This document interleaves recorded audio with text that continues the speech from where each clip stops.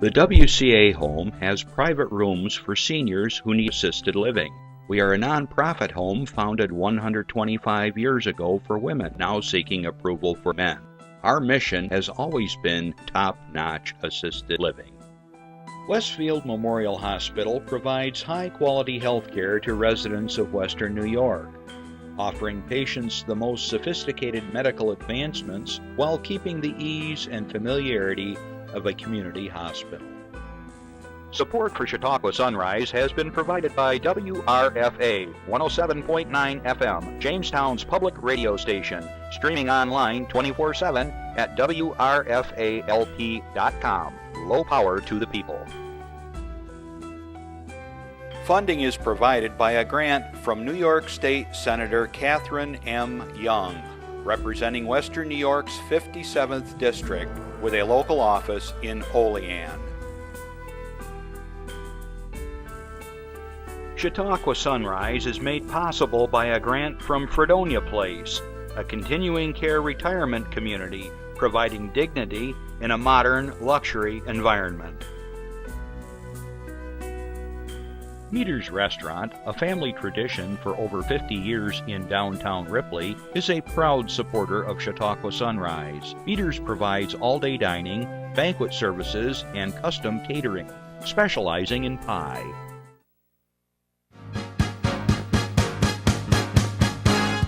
From the Access Chautauqua Studios in Mayville, it's Chautauqua Sunrise.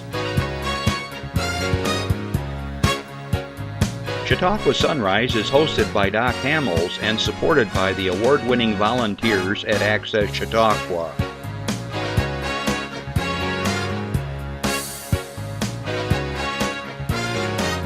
We are here to share local news, colorful interviews, and events of interest to everyone. Chautauqua Sunrise is broadcast live Saturday mornings each week from 9 to 10 a.m. Send events via email or call us live. Check us out on YouTube and Facebook. And now, from the Access Chautauqua Studios, it's Chautauqua Sunrise.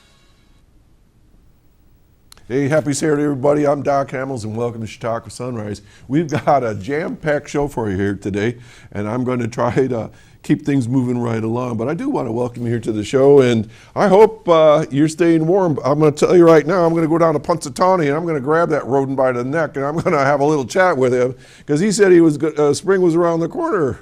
It was 12 degrees up on the knob in Ripley, and gosh, yesterday was bitter cold. I couldn't barely stand it. Anyways, you know how things go around here in the wintertime. But anyways, welcome.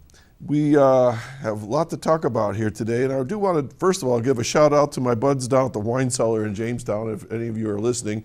Will and I played there last night. We just had a riot. It was just so much fun.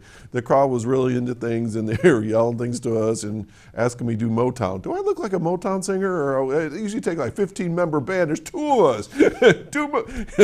And so it was a great time, but lots of fun. And we're going to be back there for St. Patrick's Day weekend. And speaking of places to play, one of my underwriters that you see in the beginning is Meter's Restaurant. They are having a fabulous event Thursday for Valentine's Day, and I want to do a shout out for them because they do help me out here at the station. They're going to have a special Valentine's Day dinner, and they're having a fabulous duo, Russell and Hamels. Yours truly will be performing from 6 to 9, and it's all one money, and lots of good food and special menu. So check it out if you want to do something special for Valentine's Day. I want to remind everybody that if you would like to call in, ask a question of my guest, first of all, always be nice. And secondly, if you have an announcement, an event, something that you're doing where your club or organization, you want to share it with us, give us a call, 753-5225. It's real easy. And for those of you in Jamestown, good afternoon.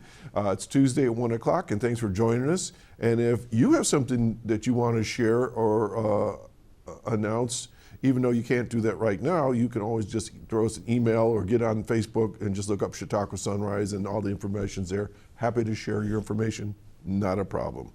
Okay, I want to pop up one picture, and because I got to keep moving right along here. This is the Chautauqua Sunrisers. Let's pop that picture up. This is a fabulous trio. And the reason why I bring this up, I'm waiting for this picture. There we are. There's the three amigos. Okay, we're right again for a ride for Roswell this year. And we are encouraging you to support those three guys. There's Randy Burt, there's Jeff Zook, and myself. And if you're so inclined, you can join our team. We're going to get matching shirts this year. I got to come up with a cool T-shirt. But if you want to ride with us for Ride for Roswell, or you want to donate, go to the Ride for Roswell site and look up our names and punk in a few bucks. If you want to ride with us, we're happy to include you and get you a shirt. And that's going to be on June 22nd this year, I believe it is. So we got lots of time. But anyways, we have a good time. We're going to do the 34-mile country ride this year. And they keep telling me, flat as a pancake. Yeah, flat as a pancake. Well, they told me that about the Canadian ride, as I always laugh, because everything was flat as a pancake, but they forgot to tell me about the Peace Bridge. So anyways, lots of fun. So if you're interested, give us a holler. All right, right now I'm going to go through a few announcements, and then I've got a special guest that's going to come out in a few minutes. But let me get through some of the announcements, and then we'll be with her in a second. Okay, I'm going to just do a real brief statement on this one. This is from the Chautauqua Chamber of Commerce. They're basically saying, hey, there's jobs out there. There's manufacturing opportunities in Chautauqua County. And if you're interested, there's a place called Manufacturing Technology Institute, MTI, and they've got scholarships available. They've got programs available to train you if you're interested in learning a new skill. And that's through the Jamestown Community College. I actually used to be the treasurer of that board of directors. So I was there in the very, very early years of that program, and it's just really awesome. They've really bloomed, and they're helping a lot of folks get back into the world of manufacturing. So if you're interested, give a fellow named Jeff Tellick a call. He's the Director of Engineering, Science, and Technology, and the number there is 338-1324. Okay. My buddy Ken Hardley over at Rolling Hills Radio is going to host his show on February 11th, which is just a few days from now, at Shawbucks in downtown Jamestown. And he's going to be featuring two folks. Christine Lavin, I believe she's the one on my left, must be your right.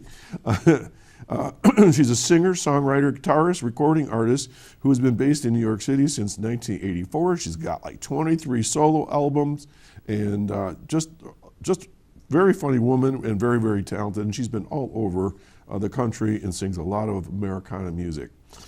Singer, songwriter, and multi-instrumentalist Jen Siggett, who's next to her in that picture, has 3 solo albums under her belt with her latest release, So Long Pollyanna, and she's going to be featured that evening as well. So if you've never been to one of the Rolling Hills radio programs, it's a lot of fun. They televise the show, then it's rebroadcast later on through the media, and Ken is lots of fun to be with.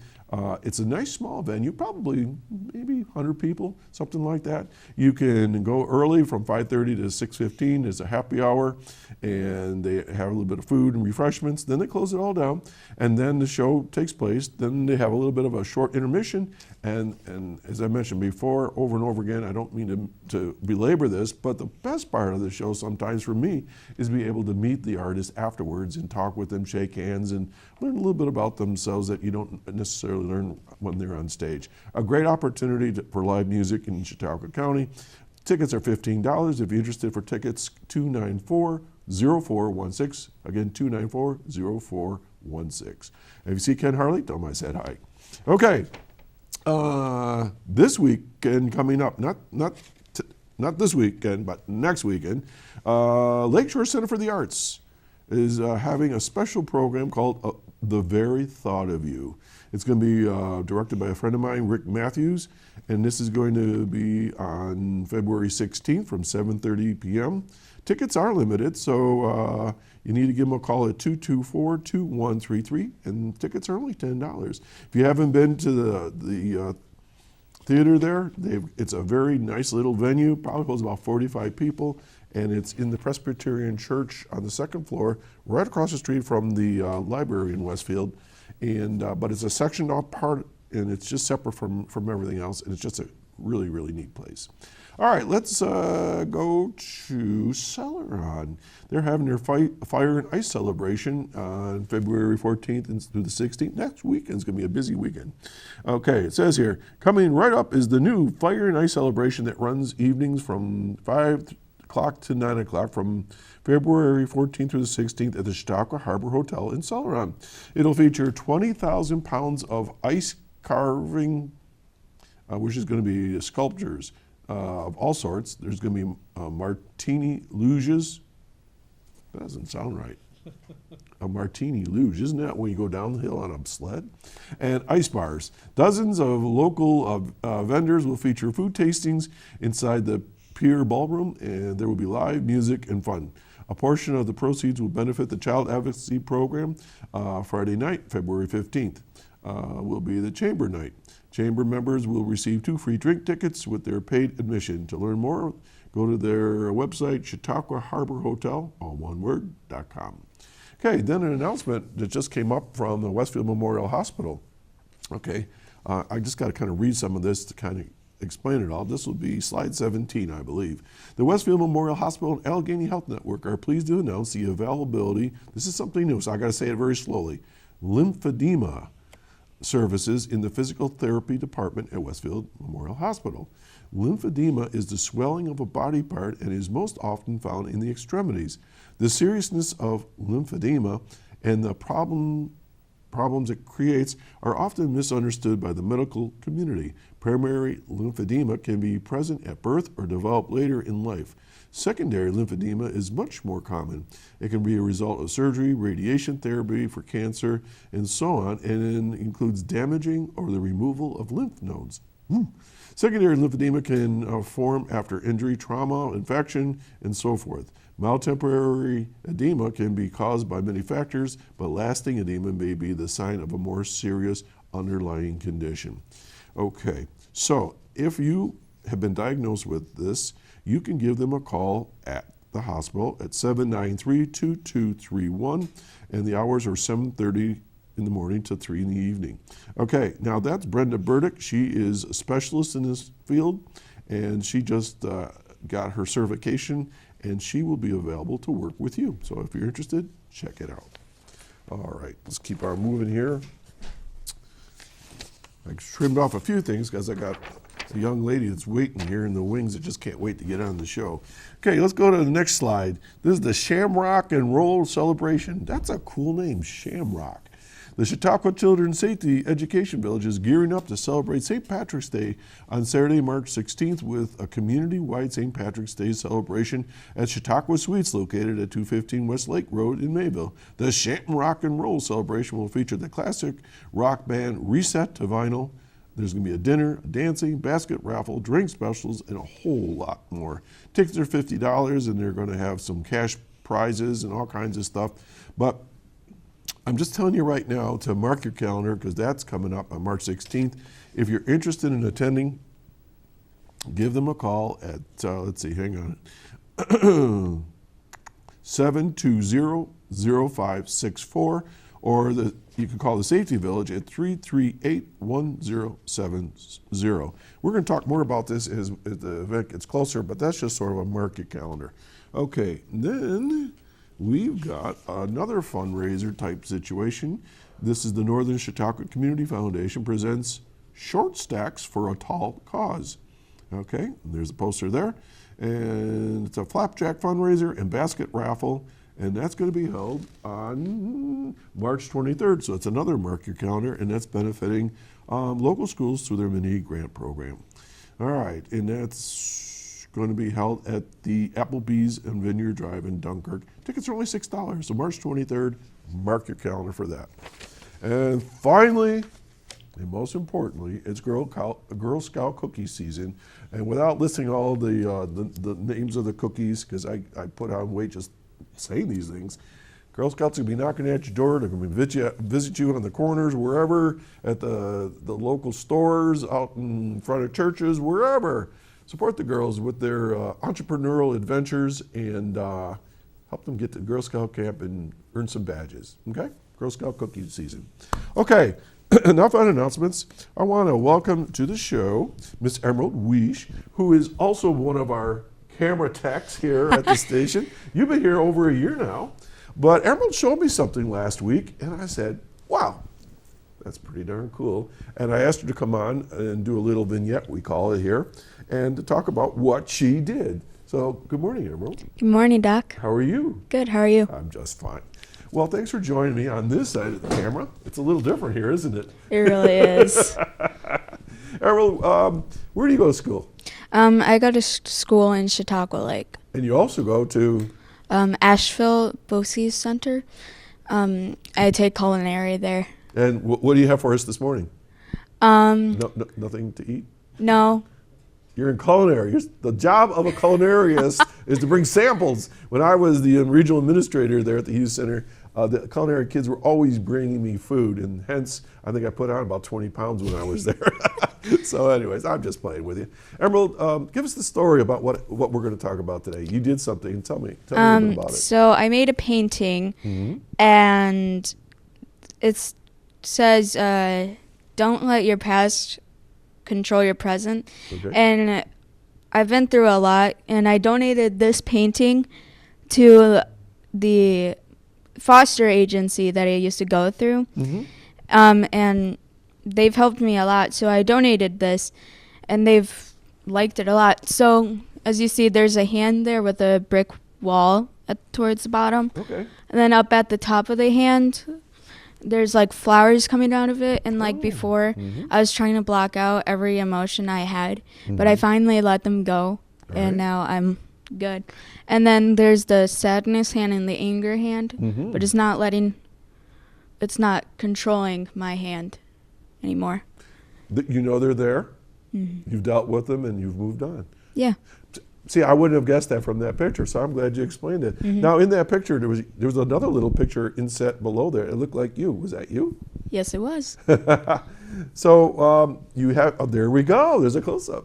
So this artwork was created by Emerald Weish. How nice. So are you at liberty to tell us the agency? It's the GA foster care program. Yeah, foster care program, which I'm adopted now. I would never guess you don't look adopted. I don't. Actually, you look very, very happy, and you're forever home, right? Yes. It was like 5 years ago, actually, on March 17th. St. Patrick's Day. Adopted, yeah. How exciting! So you got another big event coming up. And then, so you celebrate this every year? Yeah. Yeah, that's really cool. So you live in Ripley, and how long have you been in Ripley? I've been in Ripley for about 7 years now. So it took a little while to go through the process of adoption and so forth? Yeah. And you got a cheering crew here today. Who you got here with you? Yeah, so I got my dad. Okay, there's Ted Weish.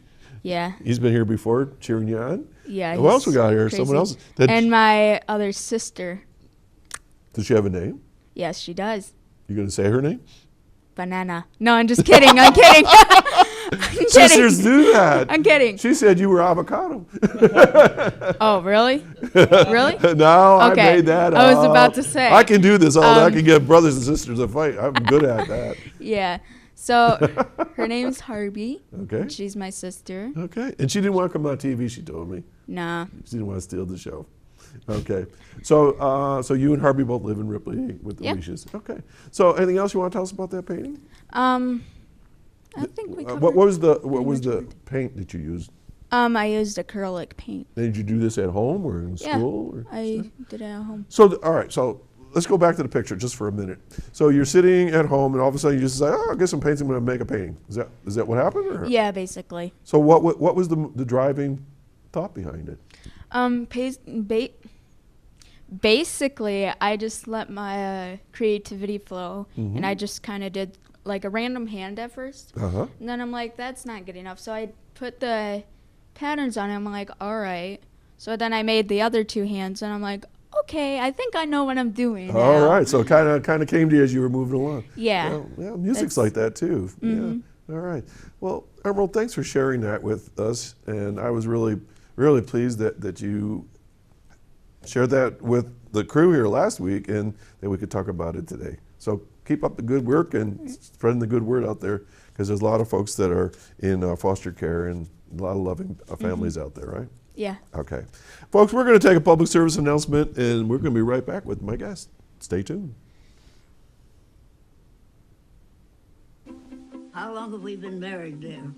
For 76 years. He was kind and generous to me before we married, and he was kind and generous to me all these years. We decided on Meals on Wheels because I was getting to the point where I couldn't do all the things that I had been able to do. We're the Spans. America, let's do lunch. Drop off a hot meal and say hello. Volunteer by donating your lunch break at americaletsdolunch.org. Okay, welcome back to Chautauqua Sunrise, and Emerald has resumed her normal job here behind the camera. Makes me look thinner and taller. Want to welcome to the show today a returnee, a county executive of Chautauqua County, George Borrello. Good morning, George. Morning, Doc. It's great to be back. Yeah, and you are looking really trim and slim, man. Oh man, you are my hero. Well, thanks. I appreciate it. Since last time I was here last April, I've lost about 40 pounds. So I wouldn't say I'm trim, but just less fat. But I'm just, well, that's a good thing. And anytime we can stay trim, and you said that I looked a little trimmer. Yes. I think it's just wearing black. But I think I have lost weight because I'm really working hard at that. So one of my New Year's resolutions. So George, last time you were here, I invited you for your 100th day on the job, and you're still at it. So now that you've been on county exec for about a year and a half, any surprises? You know, I wouldn't say negative surprises, but a lot of positive surprises. Surprise can be good. Yes, yeah, exactly, absolutely. I like a good surprise. Surprise. You know, I am pleasantly surprised by the tremendous amount of support that I've received throughout the community, and I'm just very excited about where we are right now, and the future is bright here in Chautauqua County, and I'm proud to be the county executive. Excellent. Well, whenever I mention your name, I just say, you know, George is a nice guy. You really are. You're always smiling, and I read about you in the paper and what your different initiatives you're doing, and so I'm a George Borrello guy. Well, thank you. I appreciate that. So you and I actually went back one event before you were on the show last time, and that's when I interviewed you when you were going to be running for this position. Yes. And you have been consistent 100% across the board from what you told me that day in the interview to what you said during your campaign after you got elected, and here we are a year and a half later. You're doing what you said. Thanks. How novel.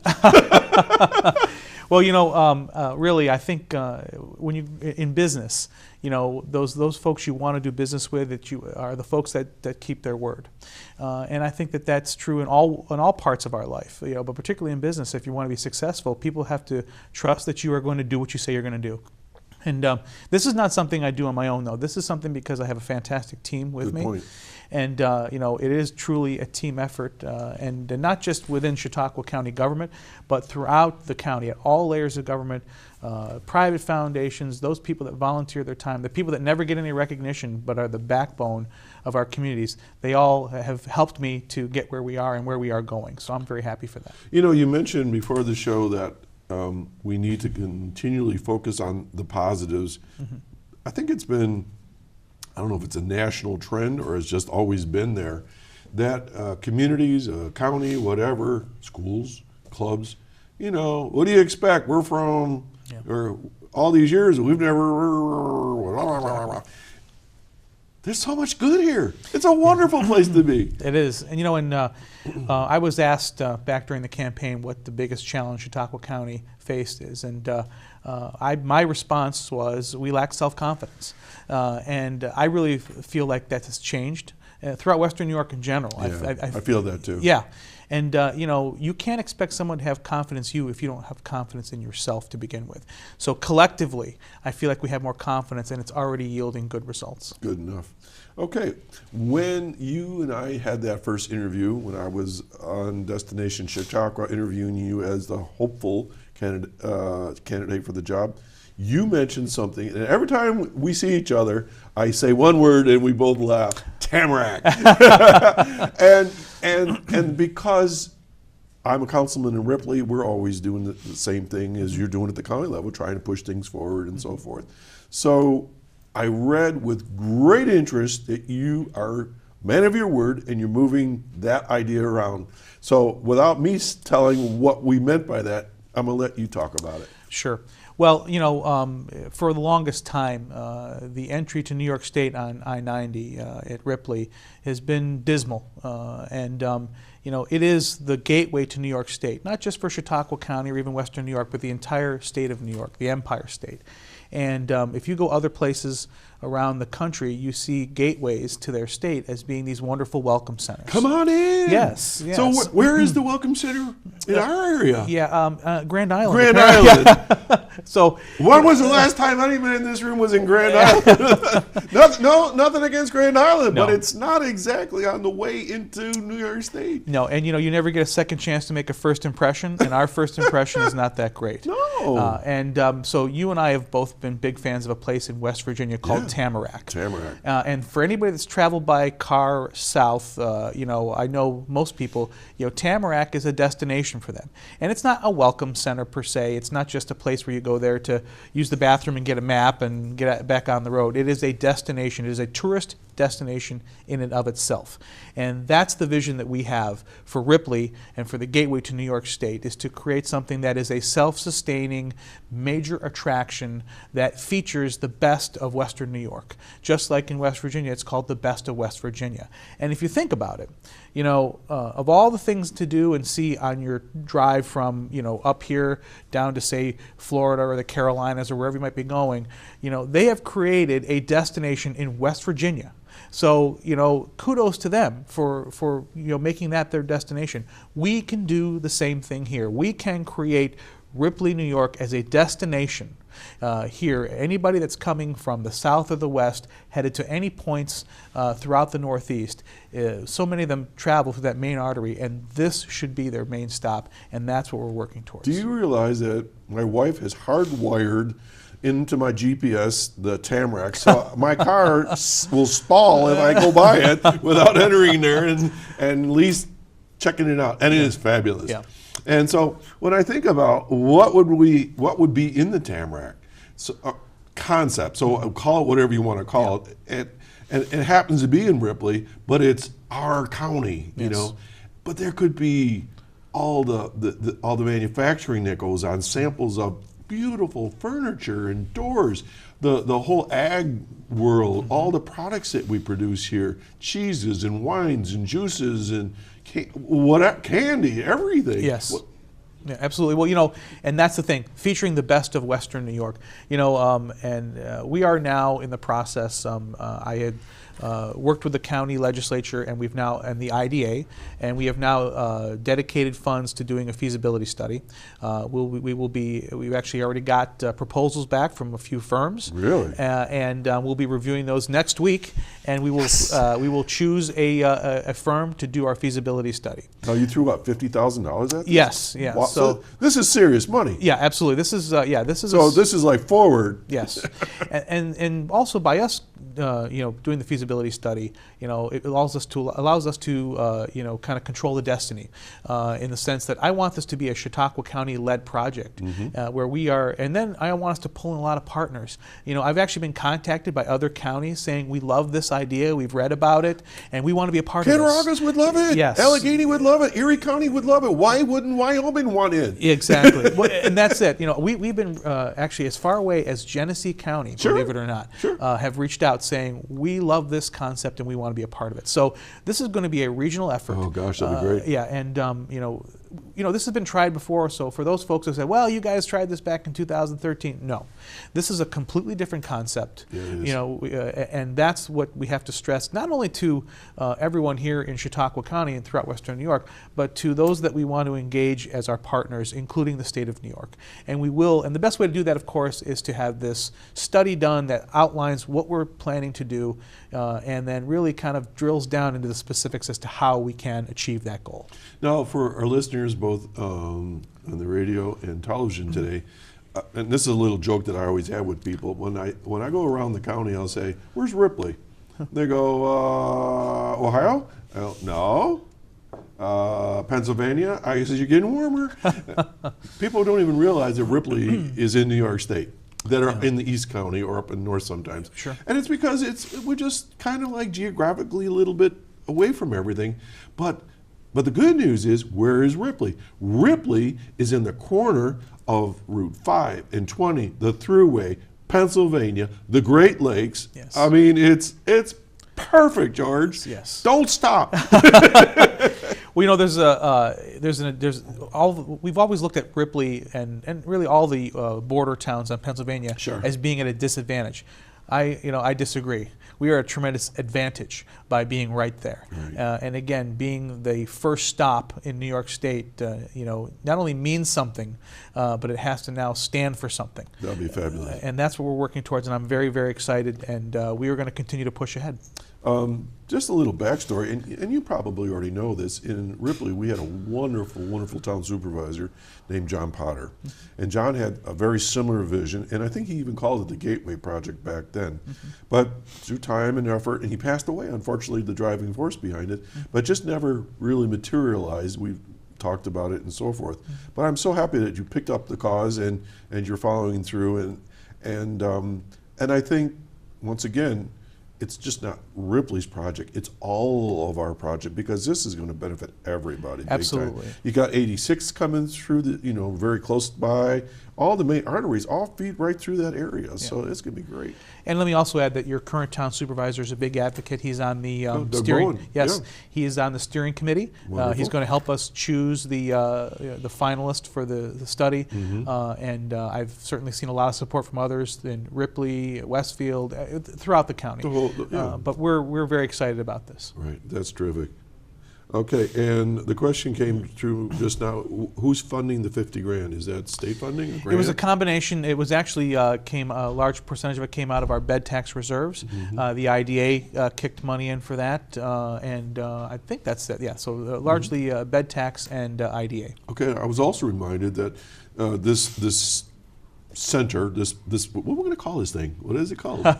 Well, right now, just a working title would be the Gateway Center. All right, the Gateway Center. But that's kind of almost a cliche. We're going to have to, as part of the study, we'll also look at some potential names. But really, we want a name that's going to represent that this truly is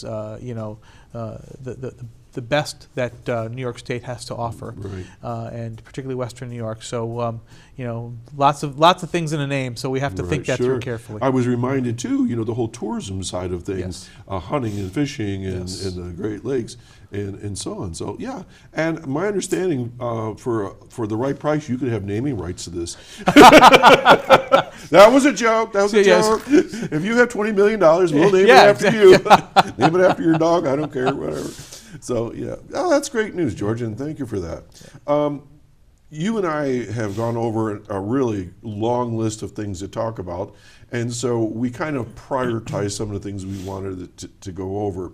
So we'll put the Gateway Center for the next time, and we'll keep chatting on this, and hopefully you'll return with even more news. Yes. The next one was, and you and I emailed or texted about this, was the new state proposal for approving marijuana sales in New York State at a recreational level. It's already at the medical level, right? Right. Medical marijuana, so the recreational.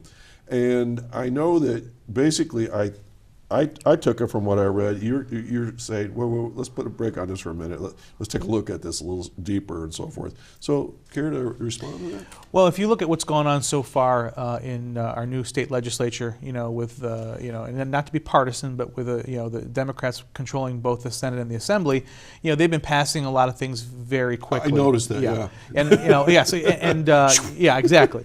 And after speaking with Assemblyman Goodell, I can tell you that they've had to go back now and kind of quietly do some corrective legislation to fix things that were wrong when they rushed things through the first time.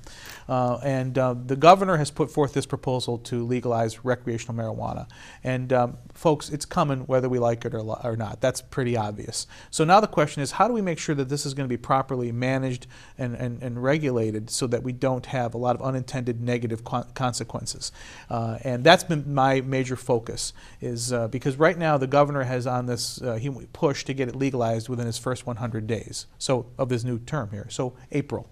So here it is, February, and the governor's proposal certainly has a lot of details. However, it lacks a lot when it comes to how we're going to manage this so that we don't have the problems that other states have experienced. Like what? Well, for example, where, when, and how you can consume marijuana. So people think of marijuana as smoking, okay, and the kind of the natural reaction is, well, you can't smoke anywhere in public, so this isn't going to be a problem for us. Well, here's the thing: in Colorado, for example, they sell more marijuana. Most marijuana is sold not to be smoked, but to be consumed in other ways, edibles, vaping, and things like that. Mm-hmm. So. What I've said, and I presented this to the County Executive Association at the New York State Association of Counties, and I was also able to present it directly to a gentleman by the name of Axel Burnaby, who's the chief architect of the governor's proposal on marijuana. As I said, you need to control marijuana in a similar manner to how you control alcohol in New York State, and that's not just smoking. That has to do with the edibles. I'm against the legalization of commercial edibles made with marijuana because you're talking about other states, gummy bears and brownies that are sold at these dispensaries. In fact, there was just a story recently out of Cleveland where 14 elementary school kids had to go to the hospital because they had overdosed basically on marijuana-laced gummy bears. Oh boy. So, on one hand, we have a state government that's talking about keeping, drugs out of kids' hands, keeping, vaping out of kids' hands, and doing all these things. They recently raising the age to 21 to buy cigarettes. So, on one side, you're talking about all this, and on the other side, we're going to legalize, kid-friendly items like brownies and marijuana. You're leaving the back door open on this whole thing. Yeah. Exactly. So what I've asked is that the governor and the state legislature take some common sense steps because there are going to be tremendous costs to doing this. And the revenue that we're going to receive is going to be minimal. Really? Absolutely. First of all, by the governor's own estimates, he's estimating about $300 million a year statewide. Now, 90+% of that is going to be kept by the state.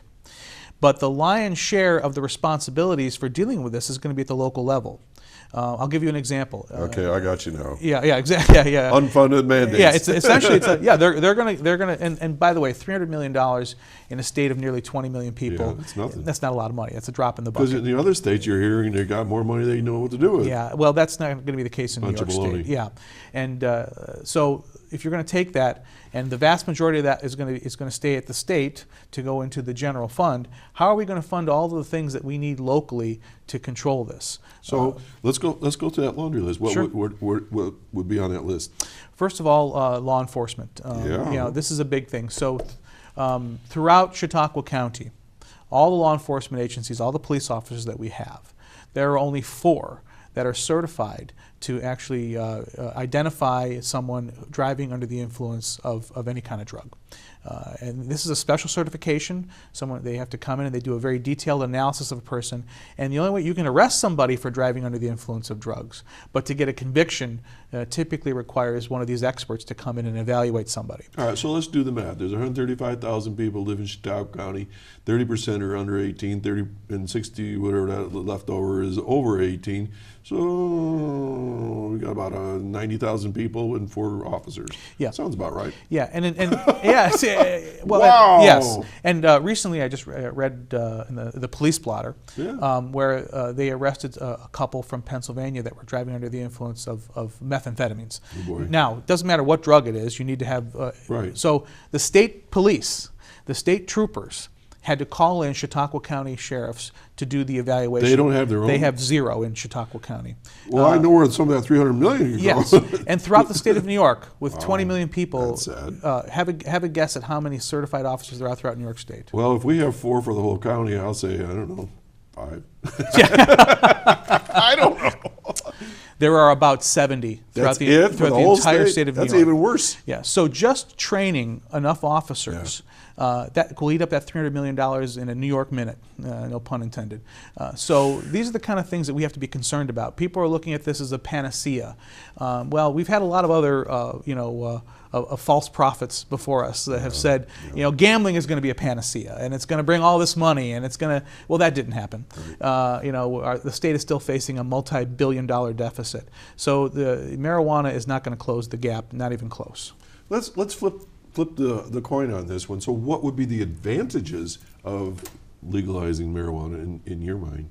Well, I see an opportunity for agricultural industry, not necessarily to grow, pot for recreational use, but we had a presentation at NISAC from a person that owns dispensaries on the West Coast, from a hemp farmer down in the Hudson Valley, and also from an attorney for the health department in the state of Massachusetts. And they all have very different and very interesting things to say.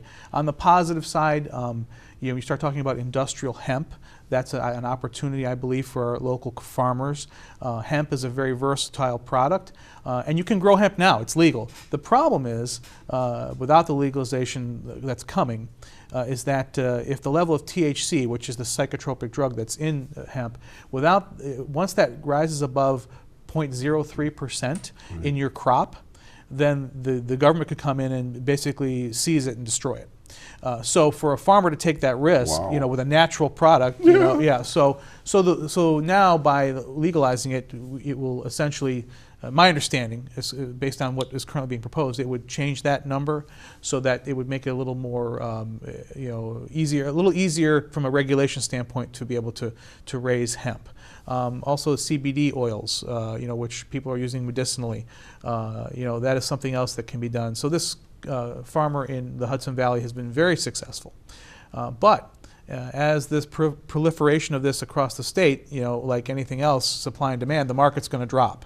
So we still don't know what the real, right now this guy's making a tremendous amount of money per acre, but he's one of very few throughout the state that are doing it. And now go back to the other side of the coin, you have to have people that can go out and inspect, check that this is being done correctly, and we don't start another black market with the farming. Well, here's the bottom line: there will be a black market for always for marijuana because the cost is going to be high.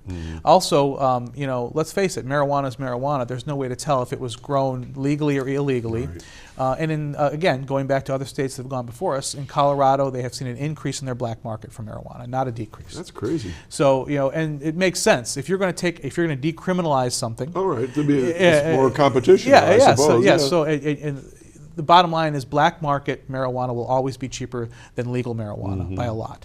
The other challenge that we're going to face here in Western New York is that I'm told that the Seneca Nation is intent on selling marijuana.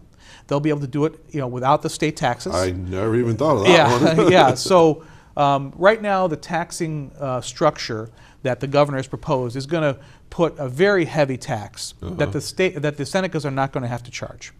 So in essence, you'll be able to buy marijuana, whether it's on the Seneca Nation here or other areas of the state or any other, Native American land for probably, I'm guessing, somewhere between 25 and 30% less than you will buy it for at a legal New York State dispensary.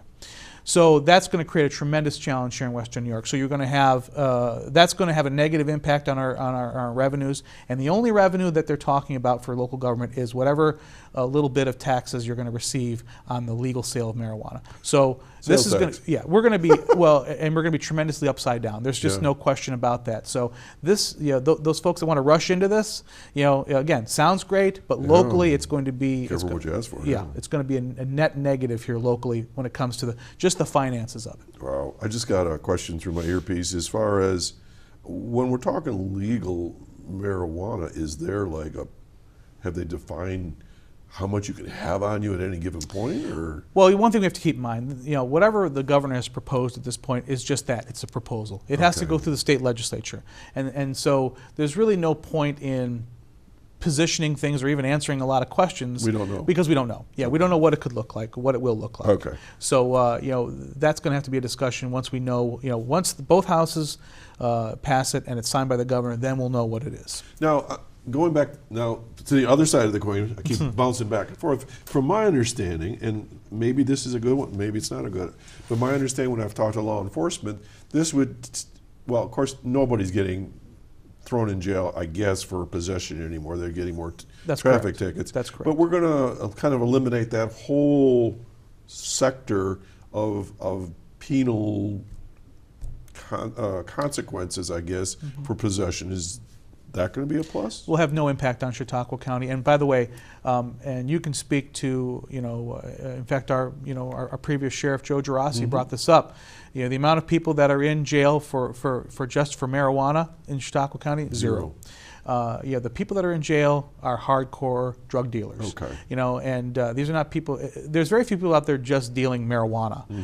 There's some that are doing it to support their own habit. But the reality is, if you read the arrests, these people have marijuana, they have meth, they have all other drugs, they have guns, and they have money, and they have bad guys. Yes, these are bad guys. These are not people just out there growing their own marijuana, or somebody gets pulled over at possessing a small amount of marijuana. Like you said, it's basically a traffic ticket now. Right. So the false assumption that we're going to save money because you're going to have people that are no longer in jail for possessing marijuana is just not true. All right, and perhaps with possession, as long as I'm just guessing now, I'm assuming that if you have possession of a certain amount, and for whatever reason the police found it on you, it would no longer be a crime. That's correct. It's when the whole point with decriminalizing it, there won't be. And there's no test to tell whether the marijuana you have is legal or not. Right. So essentially, people will be able to carry illegal marijuana legally. Okay. We want to hear something else. I'm glad I'm out on that panel. You want to hear something else that's confusing. So we had a person who is a lawyer, one of the chief attorneys for the Massachusetts Department of Health. And she talked about what they've gone through in Massachusetts. And again, they're putting this up as another example of how wonderful it can be. But here's the thing. When it comes to food, they had such a difficult time dealing with edibles, which are legal in Massachusetts. They actually changed the health code. Essentially, and she said it this way, her quote was, "No longer food is not food. If food is made with marijuana in the state of Massachusetts, it is not subject to the same health codes as food that's not." So essentially, if you are, say, a commercial baker and you bake brownies commercially, if you make them without marijuana, you are subject to all of the health codes that to make sure that they're safe. If you make brownies with marijuana in them, it's no longer considered food, and they're not subject to any. What is it? Good question. And she didn't have an answer for that. But that's when you rush into things. Yep. These are the kind of things that happen. So now in the state of Massachusetts, if you create food with marijuana in it, you are not subject to any of the health code safety codes that everybody else is. It's just a mess. To say that my head is spinning right now is an understatement. Yeah. Well, but this is perfectly good discussion for people to hear, because when you come out with an idea, you've got to go all the way down through. You got to drill down into health codes. You got to drill down into the penal codes. You got to drill down into local government and the judges that sit in our local courts. I mean, this is not a simple wave the wand and whatever. I mean, they got to take great thought in this. Yeah. And I'll give you another example. And I know this has been a topic we've talked here at the station over the years, even when Reed Powers had this time slot. When they had the SAFE Act, and it was really passed very quickly, and then they kind of backed off parts of it. But I remember I said to Reed, I want a job that goes around counting to see if there's 7 bullets in your chamber and not 8. Yeah. I mean, like, where did they come up with that? So I guess that's what I'm hearing you say is don't recreate a law that you can't enforce, or that it's silly in some respects, not enforceable. Well, and it's also, again, about creating some very nasty unintended consequences. Right. And that's a big concern of mine. So don't rush it. Yeah. And I don't want anybody to misunderstand. Okay. I know there's people out there that say, this is my right, and they want to compare it to alcohol. And look, that's all fine. All I'm saying is, if we're going to do this, which it appears we are, do it right. Do it right and use some common sense. And that was the message I brought with me to Albany. It was well received, in a bipartisan way by the County Executives Association. The points that I outlined in my letter to the governor were not only well received by Axel Burnaby, but also by NISAC themselves, and they included my points in the discussions that they're going to be having actually on the 11th of this month with representatives from the state legislature. Good. So I feel like I'm able to at least put forth some common sense points, and as you mentioned, drill down. We need to drill down into the specifics. public use of marijuana. Imagine people walking into a public venue with a handful of gummy bears in their pocket, you know, and how do you control that? So it needs to be illegal to consume marijuana in any form in a public place or public venue. Just like alcohol. Yes, well, yeah, you cannot bring a beer into a bar and drink it. That's against the SLA code. That's against the state law. Buy it there. Yes, Open it. because the owners of that establishment are responsible for your consumption and your intoxication. So same thing. We need to have the same level of controls for marijuana. Okay, well, we'll leave it there, and maybe once again with the gateway concept, maybe we'll come back at this again and see where we're at. Yeah. All right. You had a topic that was kind of like on your burning top 20 there. It's called the CARE, C-A-E-R. So you want to talk about that? Yes, so that's the Countywide Alliance for Enforcement and Rehabilitation, CARE for short. It was a task force focused on the opioid epidemic that we formed early in 2018. Headed up by Mr. Tom Tarpley from Westfield, who himself was a retired police officer and who worked in drug enforcement. Out west, yes, in California. And I'm very proud of the results of this.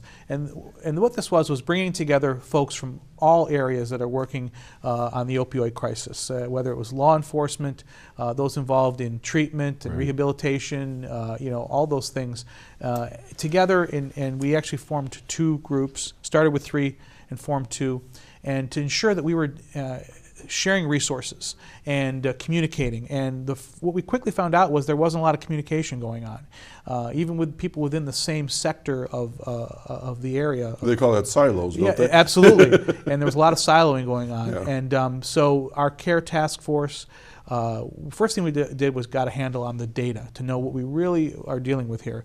And thanks to Bree Agate from our Department of Health, who's our epidemiologist, she brought together the numbers, she shared it with everybody in the group so we could really understand where we were and what we need to do to move forward. And as a result, we ended up coming with a list of recommendations, not we, because it was the task force themselves, gave recommendations to me as the county executive saying, here's some things that we need to do.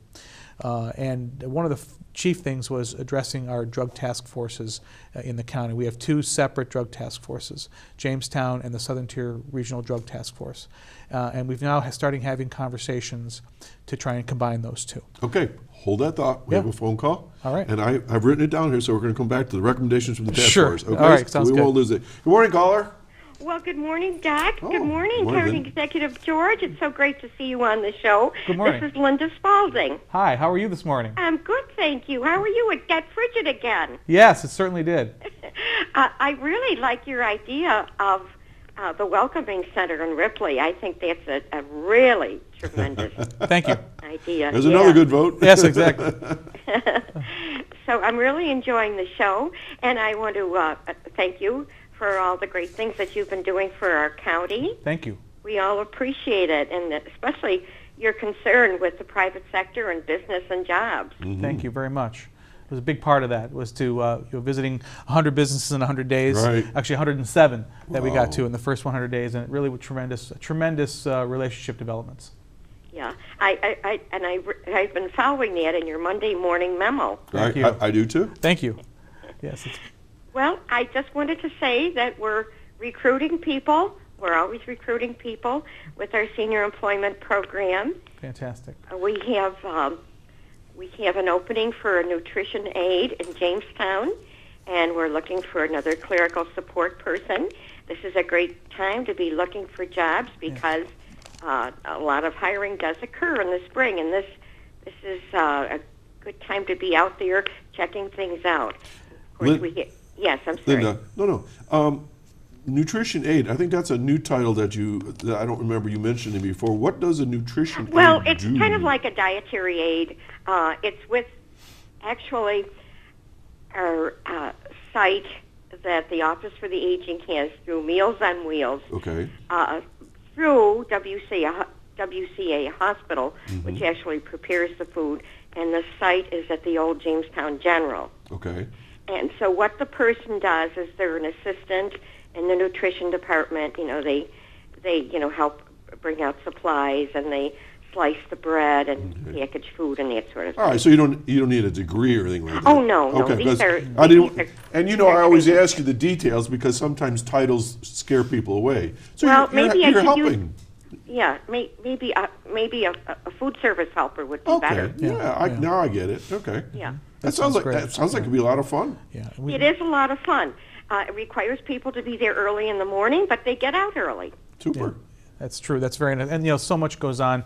Office for the Aging and Meals on Wheels talk about two organizations that are really bringing critical services to people throughout Chautauqua County, and to take folks that are themselves retired and be able to contribute to come back and give back a bit, and people that are typically well qualified, hardworking. That's another fantastic component of both those organizations. Keep those skills going. Yeah, absolutely. Okay, so the nutritional aid. What was the other one, Lynn? Well, we need clerical support. Okay. In Dunkirk, and we're going to be needing one in Mayville, too. All right, and now let's drill down a little bit about that. So clerical support, what skill level or skills do they need? Well, they should know computer. If they don't, we will train people. Okay. Most people are quite familiar with using a computer, especially if they're interested in office work. Well, years ago, we used to say secretary's assistant. I don't know what happened to the secretary. Administrative assistant. Yes, now, that's right. Yeah, it's a secretary assistant. They don't use the word secretary anymore. No. It's office aide or administrative assistant, like you said, different terms.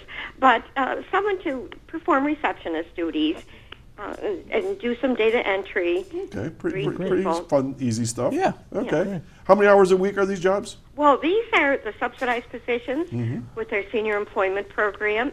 They're 20 hours a week. They pay minimum wage, which right now is $11.40 an hour. And we place people at not-for-profit or government sites. Super. And one more time, that number? The number at the Chautauqua County Office for Aging in Mayville is 753-4471. Okay, and there it is on the screen. And Lynn, you have a wonderful Valentine's Day week, and we'll talk to you next time, okay? All right. Happy Valentine's Day. Yes, you too. Thank you very much for the kind words. Thank you for everything that you do. Okay. Bye. Thanks, Lynn. Okay, so recommendations from the task force from CARE, C-A-E-R. Yes. So one of the main ones was to be able to combine our two drug task forces in some manner and create better communication. And one of the first things that came out of these meetings was that we found out that there was no communication or very little communication going on between those two drug task forces. Had they simply kind of like sprung up independently and didn't? Well, Jamestown had kind of broken away from the Southern Tier Drug Task Force a few years earlier. And again, not to say that it's not adversarial. I'm not saying any of that, but part of effective law enforcement and effective government in general is communication and collaboration, which is what the task force was all about. How do we make sure we're doing that? And now to be able to again drill down and see what we can do to assist. I am not a law enforcement professional, and I have no desire to try and tell people what to do, but I want to at least try and create the environment for better collaboration, which is now what's happening.